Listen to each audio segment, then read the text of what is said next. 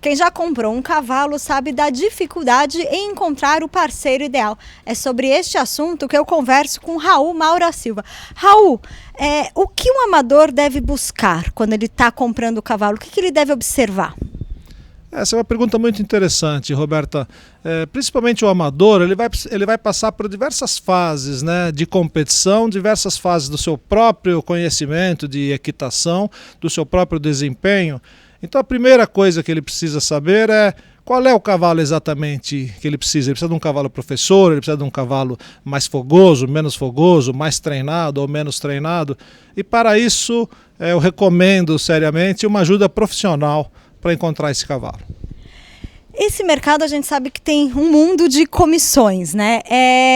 Como ficar atento e como se desvincular? Nós sabemos que a comissão é devida, mas em que casos que pode ser um abuso ou o que o amador precisa prestar atenção?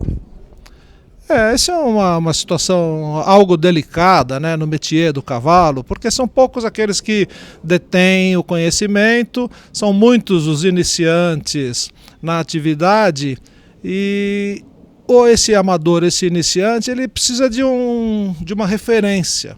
Essa referência quase sempre é o seu professor ou o seu instrutor. Então é a quem ele recorre.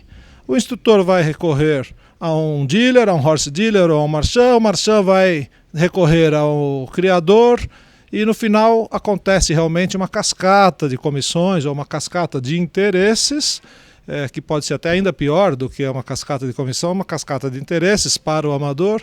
E invariavelmente essa conta acaba ficando para o cliente, para o comprador. Quem paga é quem desembolsa toda essa cascata. O profissionalismo ou o hipismo está cada vez mais técnico, né? Isso já chegou nessa negociação de compra e vendas ou a gente ainda está um pouco longe? E aproveitando um pouco da sua experiência também internacionalmente, como isso funciona lá fora? Bom, lá fora exatamente tem mais referências, porque como o esporte é mais desenvolvido, tem mais resultados, tem mais estatística, tem mais competições, se o cliente tem uma vontade ou interesse de pesquisar, ele tem mais subsídios, né? E mesmo os grandes vendedores de cavalo internacional, cada um tem a sua personalidade já conhecida, já se sabe melhor o que esperar, né? No Brasil, realmente isso é um pouco mais complicado porque é um pouco mais subjetivo, né? Então a minha proposta, que eu venho trazer uma proposta de intermediar um negócio, mas no interesse de ambas as partes, no interesse do vendedor e do comprador. Você falou que você está intermediando. Conta um pouco desse seu projeto. Você fechou com 2 aras, foi isso? Foi, eu encontrei, né? Eu já estou há 25 anos no meio do cavalo de esporte.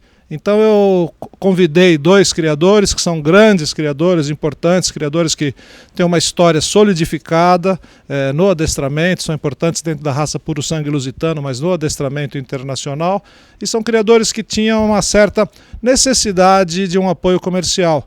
Ou são industriais muito atarefados, muito ocupados, ou no caso de um deles mora fora do país, né? Mas produzem cavalos com muita qualidade, com muita sabedoria, ou seja, com muito objetivo, criar cavalos para o adestramento, de boa cabeça, de bom poderio atlético, potencial atlético. Então eles precisavam de uma ajuda comercial e eu ofereci para eles. Ainda dentro dessa sua expertise de compra e venda do cavalo, qual é a sua opinião sobre o exame de compra? Ele é fundamental ou ele é fundamental só em alguns casos? O exame de compra ele é fundamental, né? Ele é fundamental, ele transmite, ele concede segurança para o negócio. Mas mesmo o exame de compra ele tem que ser bem pesado, porque depende de qual a utilização do cavalo. É claro que um exame de compra para um cavalo que vai ter uma exigência menor, ele é menos importante do que um cavalo que tem uma exigência muito maior de treinamento e de competição.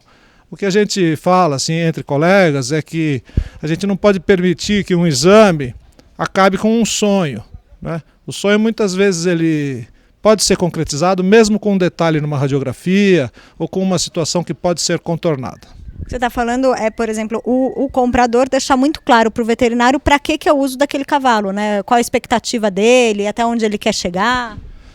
Na verdade não, o veterinário tem que fazer o serviço dele, tem que examinar e apresentar um laudo ou uma opinião médica, né? Os envolvidos nessa compra, o treinador, o professor e o próprio cliente, ele tem que ter um pouco mais de independência, ou mais até de coragem, de entender que um pequeno problema que pode aparecer daqui a alguns anos é um fator que talvez não seja determinante para ele deixar de comprar um cavalo que ele montou, que se ele se adaptou bem, que ele se entendeu, que ele formou um bom conjunto, entendeu?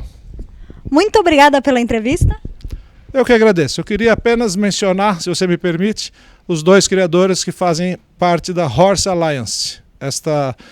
Eu tenho uma empresa chamada Virtual Stables e eu criei dentro dela um grupo chamado Horse Alliance, que é o Aras Cristal, localizado em Araçoiaba, e o Aras Codelaria Alegria dos Pinhais. Todos eles têm uma história muito grande e eu convido os espectadores aí, os seus espectadores, para conhecer essa história. Eu estou à disposição para explicá-la e para contá-la. Muito obrigada. Eu que agradeço, Roberto. Obrigado. Parabéns pelo trabalho com o Adestramento Brasil. Obrigada. Acompanhe todas as notícias em adestramentobrasil.com.